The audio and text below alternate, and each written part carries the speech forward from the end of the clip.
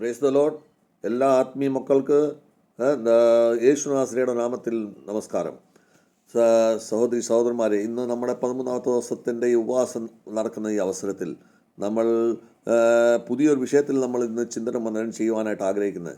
ഇന്ന് നമ്മൾ ചിന്തിക്കാൻ പോകുന്ന വിഷയം മർക്കോസിൻ്റെ സുവിശേഷത്തിൽ 1-ാം അധ്യായം 21 തൊട്ട് 28 വരെയുള്ള വാക്യങ്ങൾ. മർക്കോസിൻ്റെ സുവിശേഷം 1-ാം അധ്യായം 21 തൊട്ട് 28 വരെയുള്ള വാക്യങ്ങളെ അടിസ്ഥാനമാക്കിക്കൊണ്ടാണ് നമ്മൾ ഇന്ന് ചിന്തിക്കാനായിട്ട് പോകുന്നത്.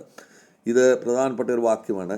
ഇതിൻ്റെ അകത്ത് നമ്മൾ കാണുന്നത് അശുദ്ധ ആത്മാക്കൾ വിടിപ്പിക്കുന്നതിനെ പറ്റി നിന്ന് ഒരു വ്യക്തിയെ അദ്ദേഹത്തിനെ സൗഖ്യം പ്രാപിക്കുന്ന കാര്യത്തെപ്പറ്റിയാണ് നമ്മൾ നോക്കുന്നത്. അശുദ്ധാത്മാക്കളെ നമ്മുടെ ദേഹത്ത് കയറി കഴിയുമ്പോൾ അവർക്കുണ്ടാകുന്ന പ്രയാസങ്ങളെ നമുക്ക് മനസ്സിലാവും. അത് അന്ന് ആ കാലത്തൊരു വ്യക്തിയെ അങ്ങനെ സൗഖ്യം കൊടുക്കുന്ന കാര്യങ്ങളാണ് നമുക്ക് കാണാൻ സാധിച്ചത്. അതിൻ്റെ അകത്ത് നമുക്കറിയാം, യേശുക്രിസ്തു കഫർബൂമിൽ നടന്ന സംഭവമാണ്. ആ സമയത്ത് യേശുക്രിസ്തു ആദ്യം അദ്ദേഹത്തിൻ്റെ മിനിസ്ട്രി ചെയ്തുകൊണ്ടിരുന്ന സമയത്ത്, അദ്ദേഹം സേവനം ചെയ്തുകൊണ്ടിരുന്ന സമയത്ത്, ആ തുടക്കത്തിലായിരുന്നു. ആ സമയത്ത് അദ്ദേഹം സബത്തിൻ്റെ ദിവസം അദ്ദേഹം ആരാധനയിൽ പള്ളിയിൽ അദ്ദേഹം ജനങ്ങൾക്ക് ശിക്ഷ കൊടുത്തുകൊണ്ടിരുന്ന സമയത്ത് അദ്ദേഹം ആ സമയത്ത് അവിടുത്തെ ജനങ്ങൾ കണ്ട കാഴ്ച ഇങ്ങനെയാണ്. അതായത് ആ ശിക്ഷ എന്ന് പറയുന്നത് അന്ന് ഉണ്ടായിരുന്ന ശാസ്ത്രിമാർ കൊടുക്കുന്ന മാതിരിയുള്ള ശിക്ഷകളല്ല. ശാസ്ത്രിമാർ കൊടുക്കുന്ന വ്യവസ്ഥയുടെ അടിസ്ഥാനത്തിലുള്ള ശിക്ഷകളായിരുന്നു കൊടുത്തുകൊണ്ടിരുന്നത്. അവർ വ്യവസ്ഥ ഇന്നത് പറയുന്നു, ഇന്നതനുസരിച്ച് ചെയ്യണം, ഇതേ പറയാൻ പറഞ്ഞു. പക്ഷേ അവർ കൊടുത്ത ശിക്ഷ എന്ന് പറയുന്നത്, യേശുക്രിസ്തു കൊടുത്ത ശിക്ഷ എന്ന് പറഞ്ഞാൽ അധികാരത്തോടുകൂടി ദൈവത്തിൻ്റെ അധികാരം കൈവച്ചുകൊണ്ട് അദ്ദേഹം അശുദ്ധാത്മാവിനായിട്ടുള്ള വന്ന വ്യക്തിയെ അവിടെ വെച്ച് ആ സമയത്ത് തന്നെ ദൈവത്തിൻ്റെ അധികാരത്തിൽ നീ പോന്ന് പറഞ്ഞ് അദ്ദേഹത്തിനെ അവിടുന്ന് ആ വ്യക്തിയെ സൗഖ്യം കൊടുക്കുകയാണ് ചെയ്തത്. അപ്പോൾ ആ ഒരു ശിക്ഷ എന്ന് പറയുന്നത് അവിടുത്തെ ജനങ്ങൾക്ക് ഒരു പുതിയ കാര്യമായിരുന്നു. അവർ ചിന്തിച്ചതെന്ന് പറഞ്ഞാൽ ഇത് ഒരു പുതിയ ഏതോ ശിക്ഷണമാണ് ചെയ്യുന്നതെന്നൊക്കെയാണ് ചിന്തിച്ചത്. അപ്പോൾ നമ്മൾ മനസ്സിലാക്കേണ്ടത്, നമ്മുടെ ഈ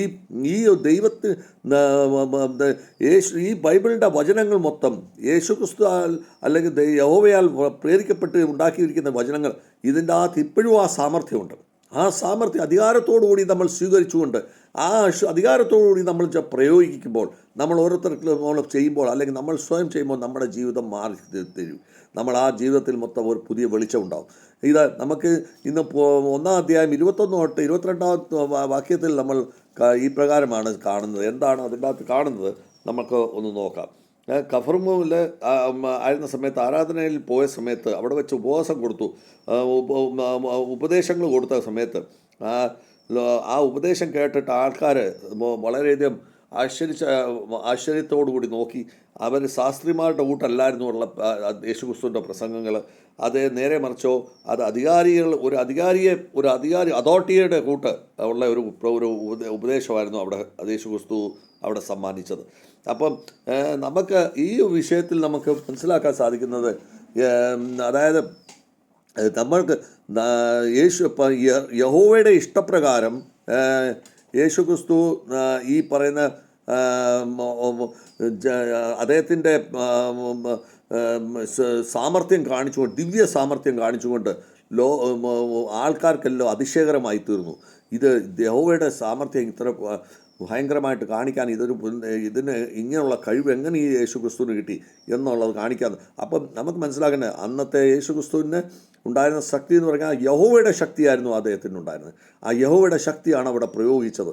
ഇത് മത്തായിയുടെ സുവിശേഷം 7-ാം അധ്യായം 29-ാമത്തെ വാക്യത്തിൽ നമ്മൾ കാണുമ്പോൾ ഒരു ശാസ്ത്രിമാരുടെ കൂട്ടല്ല, നേരെ മറിച്ച് അധികാരത്തോടു കൂടിയാണ് ഉപദേശം തന്നത് എന്ന് നമുക്ക് മനസ്സിലാക്കാൻ സാധിക്കുന്നത്. നമ്മുടെ ഹൃദയത്തിൽ ഇന്ന് നമ്മൾ കാണുന്ന ഉദാഹരണമായിട്ട് കാണുമ്പോൾ, ഇന്ന് യഹോവയുടെ യഥാർത്ഥ വചനം നമ്മുടെ ഹൃദയത്തിനെ വന്ന ആഴത്തിൽ നമ്മൾ തൊടുന്നുണ്ട്. അങ്ങനെ വരുമ്പോൾ അത് നമുക്കൊരു ജ്ഞാനം മാത്രമല്ല, ആത്മാവിനൊരു പരിവർത്തനം കൂടെയാണ് കൊണ്ടുവരുന്നത്. അങ്ങനെ പരിവർത്തനം കൊണ്ടുവരുന്ന ഈ വചനം നമുക്ക് യഹോവയുടെ വചനമാണ് നമ്മൾ സ്വീകരിക്കുന്നത്. അപ്പോൾ അത് യഹോവയാൽ ഉണ്ടാക്കിയിരിക്കുന്ന വചനമായതുകൊണ്ടാണ് നമ്മുടെ ആത്മാവിനെ പരിവർത്തനം ചെയ്തെടുക്കുന്നത്. 23 തൊട്ട് 26 വരെ വചനങ്ങൾ നമ്മൾ നോക്കുമ്പോൾ അവിടെ വെച്ച് യഹോവ കാണപ്പെടുന്ന ഇതാണ്. ആ സമയത്ത് ആരാധനയിൽ ഉപദേശങ്ങൾ കൊടുത്തുകൊണ്ടിരുന്ന സമയത്ത് ഒരു മനുഷ്യൻ അവിടെ എത്തി വരുന്നു. അത് അശുദ്ധാത്മാവോട് അകപ്പെട്ടിരിക്കുന്ന വ്യക്തിയായിരുന്നു. അത് അദ്ദേഹം അലറിക്കൊണ്ട് പറയുന്നു, യേശു നാസരി, നീ നിനക്ക് വേറെ പണിയൊന്നുമില്ലയോ? നിന്നോട് എനിക്ക് എന്താ കാര്യം? നീ ഞങ്ങളെ നഷ്ടപ്പെടുത്താനാണോ ഇവിടെ വന്നിരിക്കുന്നത്? എനിക്കറിയാം നീ ആരാണെന്ന്. യഹോവയുടെ ഒരു പവിത്രമായ ജനമാണെന്നുള്ളത് എനിക്ക് നന്നായി അറിയാം. അതുകൊണ്ട് അപ്പോൾ യേശുക്രിസ്തു വഴക്ക് പറഞ്ഞ് ദേഷ്യത്തോടു കൂടി വഴക്ക് പറഞ്ഞു, മിണ്ടാതിരി, നീ ഇവിടുന്ന് ഇറങ്ങിപ്പോകൂ. അപ്പോൾ അശുദ്ധാത്മ ആ വ്യക്തിയെ വിട്ടിട്ട് അവിടുന്ന് അലറിക്കൊണ്ട് ഇറങ്ങിപ്പോകുന്നതായിട്ടുള്ള കാഴ്ചപ്പാടാണ് നമുക്ക് കാണാൻ സാധിക്കുന്നത്. അപ്പോൾ നമ്മുടെ ഈ ജീവിതത്തിലും നമുക്ക് ഈ അശുദ്ധാത്മാവ് നമ്മൾ പിടിപെട്ട് കഴിയുമ്പോൾ, അതായത് ഈ അശുദ്ധാത്മാവ് എന്ന് പറയുന്നത് നമ്മുടെ ആത്മാവിൽ നമുക്ക്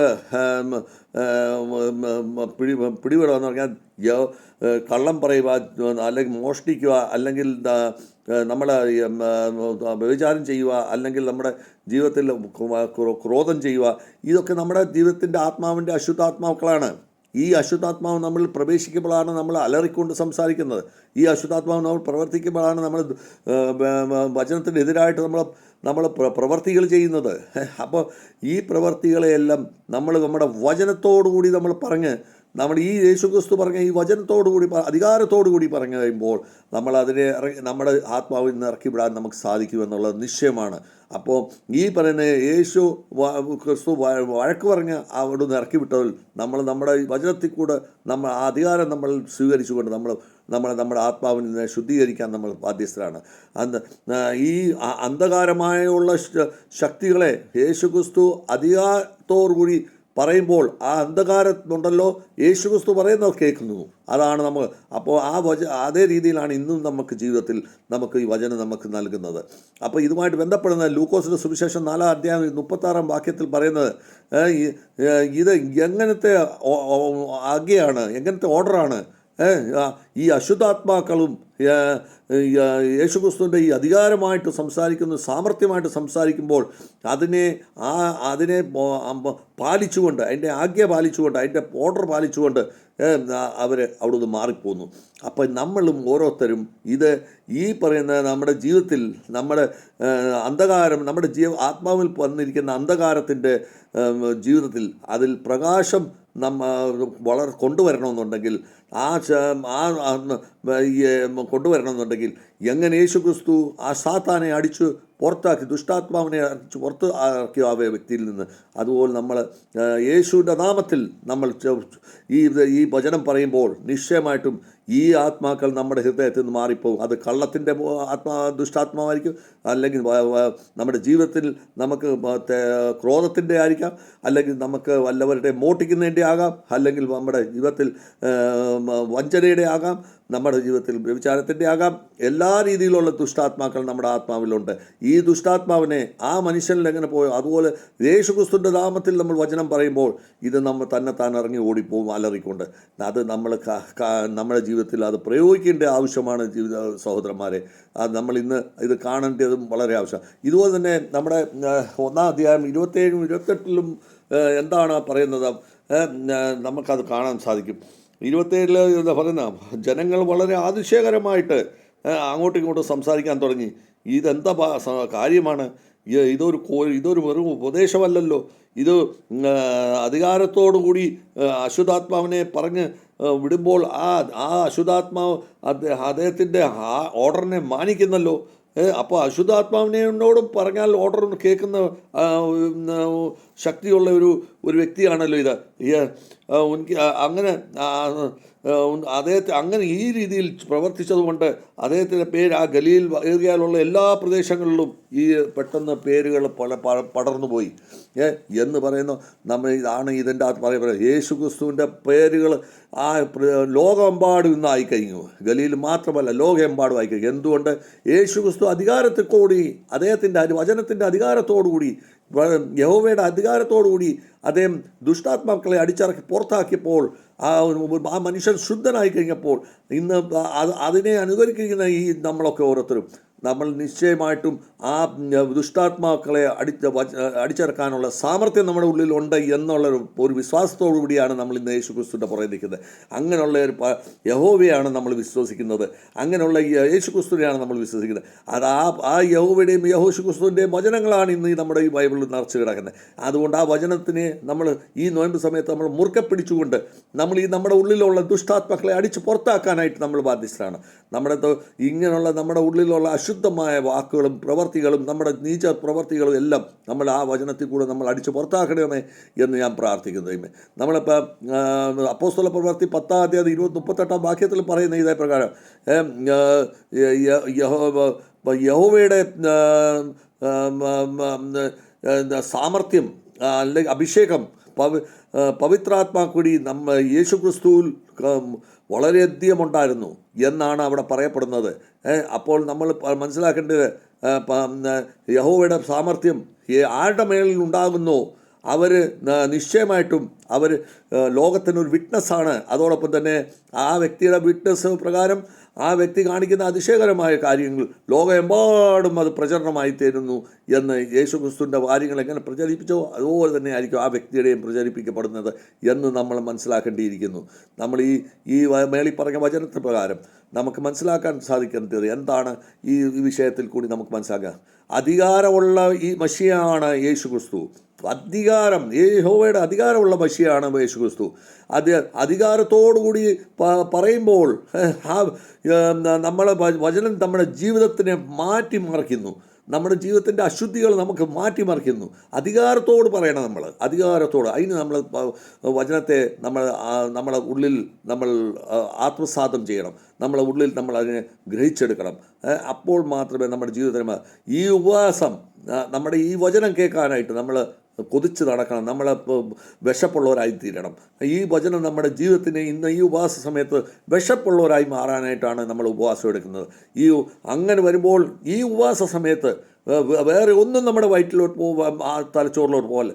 വെറും ഈ വചനം മാത്രം നമ്മുടെ തലച്ചോറിലും വയറ്റിലോട്ട് പോകാനായിട്ട് അതിന് നമ്മൾ വേക്കണ്ടാക്കി വെച്ചുകൊണ്ട് ആ സ്ഥലങ്ങൾ വേക്കണ്ടാക്കി വെച്ച് ഈ വചനം കൊണ്ട് നമ്മുടെ ഹൃദയത്തിലും ശരീരത്തിലും വയറും നമുക്ക് നിറയ്ക്കേണ്ടതായിട്ട് ആവശ്യമുണ്ട്. ഇതാണ് നമുക്കിന്ന് പഠിക്കാനായിട്ടുള്ളത്. ഇന്ന് അധികാരം കൊണ്ട് നമ്മുടെ യേശുക്രിസ്തു അധികാരം കൊണ്ട് നമ്മുടെ ദുഷ്ടാത്മാവിനെ വിടിപ്പിക്കാനുള്ള ശക്തി വരുന്നുണ്ട്. പാപത്തിൻ്റെ ബന്ധനത്തിന് നമ്മളെ മുക്തരാക്കാൻ ശ്രമിക്കുന്നുണ്ട്.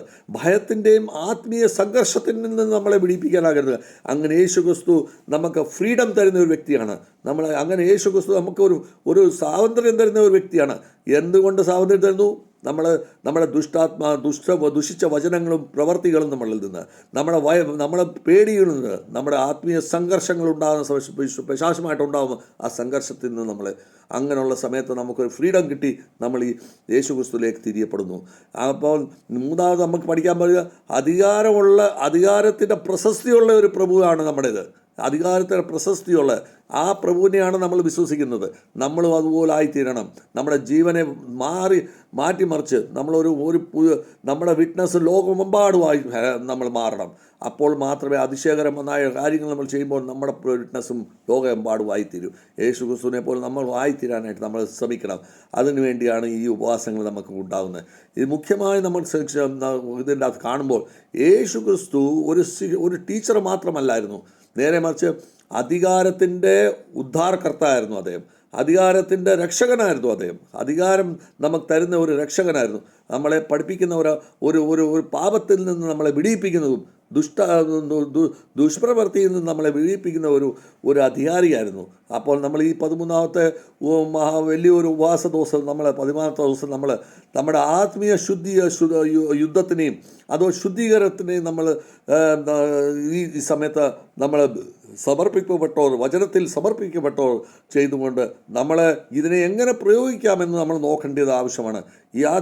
ഈ നമ്മുടെ ആത്മാവിൻ്റെ പരീക്ഷണം നമ്മൾ ചെയ്യുമ്പോൾ നമ്മൾ ചിന്തിക്കുമ്പോൾ എൻ്റെ ജീവിതത്തിൽ ഇതുപോലെ അശുദ്ധാത്മാക്കളുണ്ടോ, അതിൻ്റെ ബന്ധനത്തിലാണോ ഞാൻ എന്ന് നമ്മൾ ചിന്തിക്കേണ്ടിയിരിക്കുന്നു.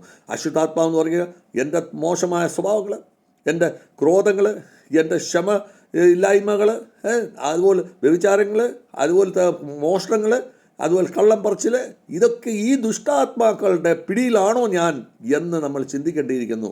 ആ ദുഷ്ടാത്മാവ് ഉണ്ടെങ്കിൽ അധികാരത്തിൻ്റെ പ്രാർത്ഥന ചെയ്യുവീൻ. അധികാരത്തിൻ്റെ പ്രാർത്ഥന, വചനത്തിൻ്റെ അധികാരത്തിൻ്റെ പ്രാർത്ഥന യേശുക്രിസ്തു ചെയ്തുപോലെ നമ്മൾ ചെയ്യുവീൻ എങ്കിൽ നിശ്ചയമായിട്ടും ആ ബന്ധനത്തിന് തകർത്ത് കളയാനായിട്ടുള്ള ശക്തി യേശുക്രിസ്തു നമുക്ക് തരുന്നുണ്ട്. നമ്മൾ ആ അധികാരത്തിൻ്റെ പ്രാർത്ഥന യേശുക്രിസ്തുവിൻ്റെ നാമത്തിൽ നമ്മൾ ചെയ്യണം. ആരാധനയും വചനങ്ങളും നമ്മൾ മെയിൻ ഫോക്കസ് നമ്മൾ ചെയ്യേണ്ടിയിരിക്കുന്നു. നമ്മുടെ എങ്ങനെ നമ്മൾ ഈ ലോകത്തിലെ യേശുക്രിസ്തുവിൻ്റെ കാര്യങ്ങൾ, ആ ശിക്ഷകൾ നമുക്ക് ആശ്ചര്യമായിട്ട് നോക്കി ജനങ്ങൾ ആ സമയത്ത് നോക്കിയോ, അതുപോലെ തന്നെ നമ്മൾ ആ വചനത്തിനെ സ്വീകരിക്കേണ്ടിയിരിക്കുന്നു.